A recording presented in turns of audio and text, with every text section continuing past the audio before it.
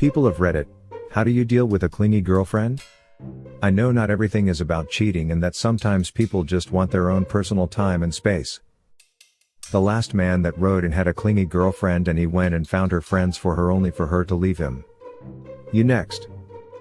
Mind you lose your seat like such man in election. I wonder if this man knows what he got.